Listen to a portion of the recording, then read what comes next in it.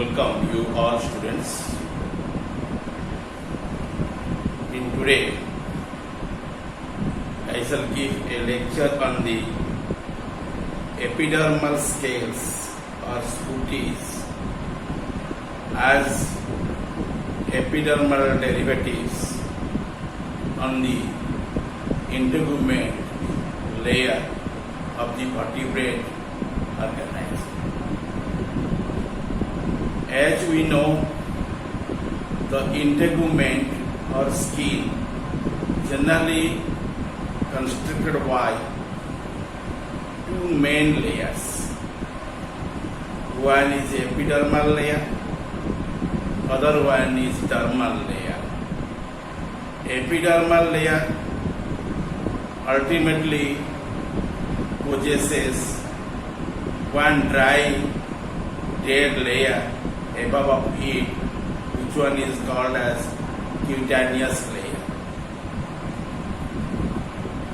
That means the epidermis remaining above the dermis, and that layer is carnified layer, which one generally constituted by three layers. Upper layer of the epidermis is known as your carnified layer, that is called as stratum corneum. Underneath of it, another layer remains, that is called as stratum germinativum. Stratum germinativum, otherwise called as the Malpighian layer. Then under of it you find one layer, there is no cells, it is simply called as basement membrane. Actually, the basement membrane, the differential layer which will differentiate the dermis from the epidermis. Dermis remains beneath, epidermis remains above of it. Okay?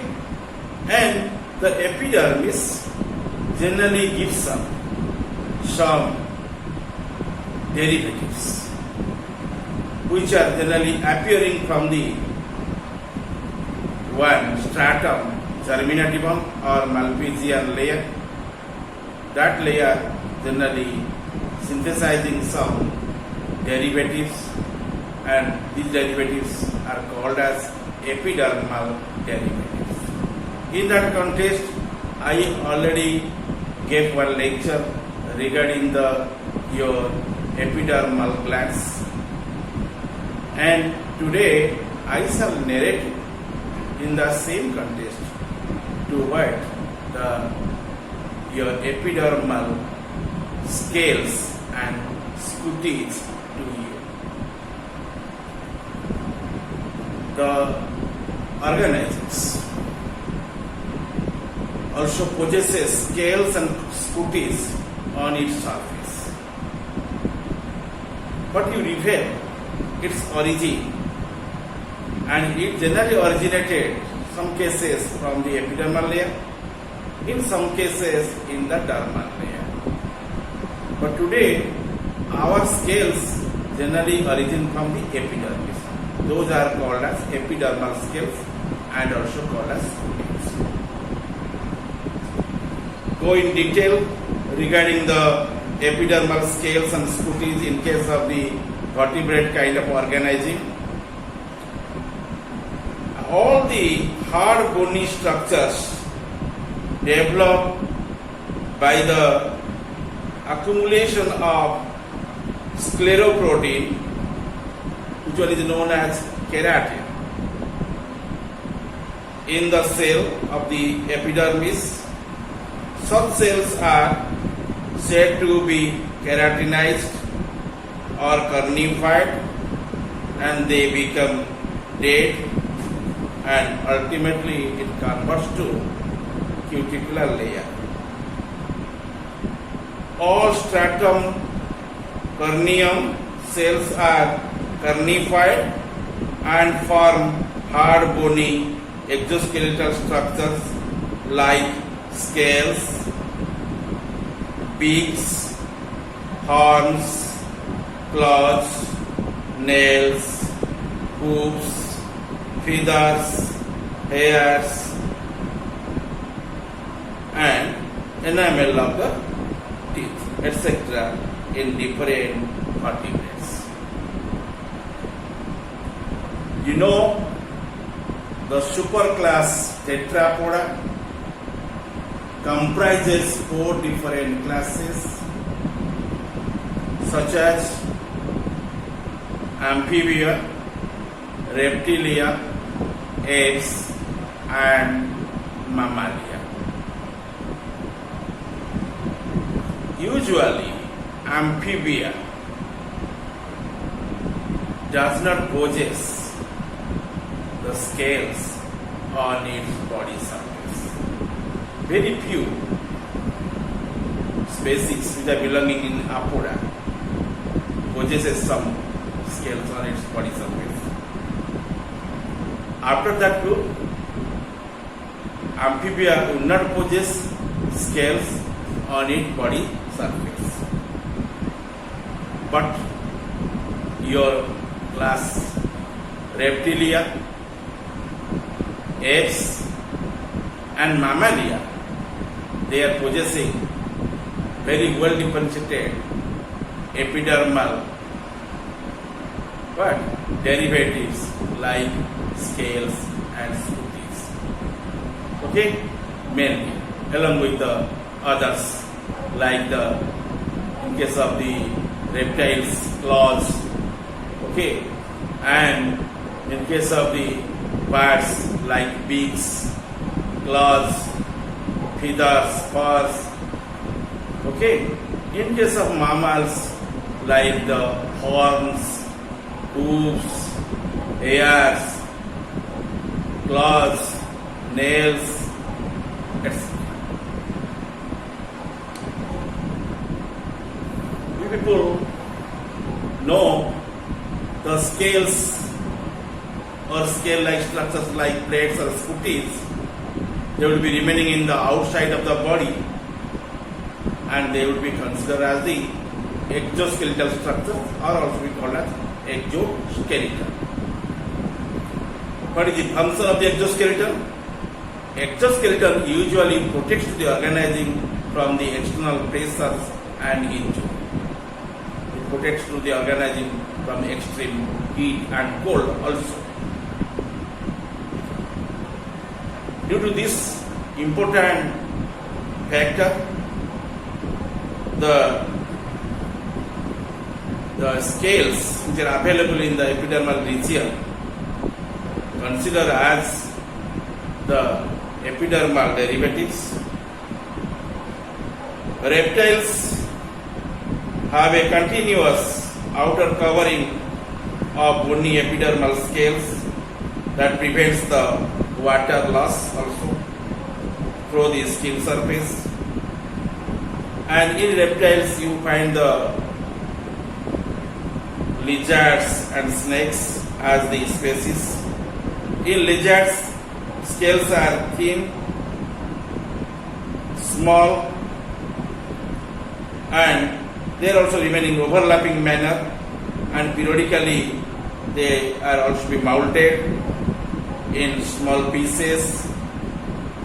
And moulting is the one process, and by this process generally the organizing reptiles beings like the lizards and snakes generally shed off their skin in which you find the scales are there. That is called as ecdysis. Ecdysis, E-C-D-Y-S-I-S, ecdysis, or you can say moulting. Under this ecdysis and moulting, entire skin with the scales would be shed out from the body. You see, after the lizard, in the reptiles, you also know the snakes. A snake is the modern reptiles, and in snakes also the scales are overlapping enlarged on the head region, which are called as seals, and on the ventral surface you find the plates or scutes which aid in the locomotion. In most snakes and some lizards, the stratum corneum of entire body is periodically shed in one piece at the time of ecdysis or molting. You find such type of set of scales with the skin in the period of the month, your March, April, May. Okay, and that is the period of ecdysis. In that time, that snake can shed off their scales along with the skin. In most snakes and some lizards, the stratum corneum of the entire body is periodically molting. We know your crocodile also be one reptile, and these are called as crocodilians. And you find the turtles in water and turtles. Okay, these are belonging under the reptiles. Especially crocodilians and turtles have a large, thick, rectangular scutes or plates, not overlapping but touching each other and supposed beneath by dermal books. Scutes of the crocodilians and slushed or set in patches at intervals.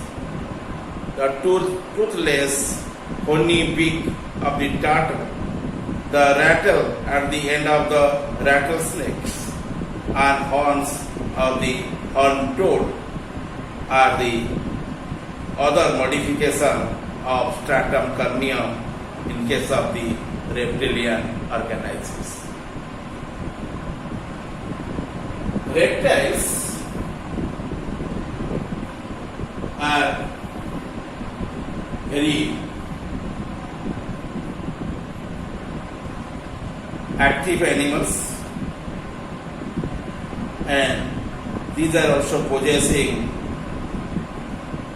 the stratum corneum in the epidermal regions. From there, epidermal scales are arised. But in case of birds, you mark there, small epidermal scales are present on the lower legs, foot, and base of beak. The sheath of the beak generally covered by one type of scales that is called as Rhamphotheca. Rhamphotheca. Rhamphotheca is also a modification of stratum corneum. Okay, the reptiles, like epidermal scales, occurs in some mammals also, such as on the feet and the tails. You mark your rat, it is one mammal, or beavers.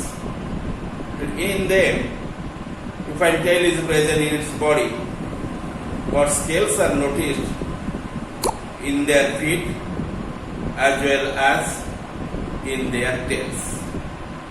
Tails are embedded by the scales, epidermal scales, and feet also be embedded by the scales, epidermal scales. The large scales on the body of the scaly anteater undergo ecdysis individually, and like the anteater, you also find the armadillos and nine-banded armadillos you mark there, and they are generally very active animals and large body scales and become fused into the plates and bands.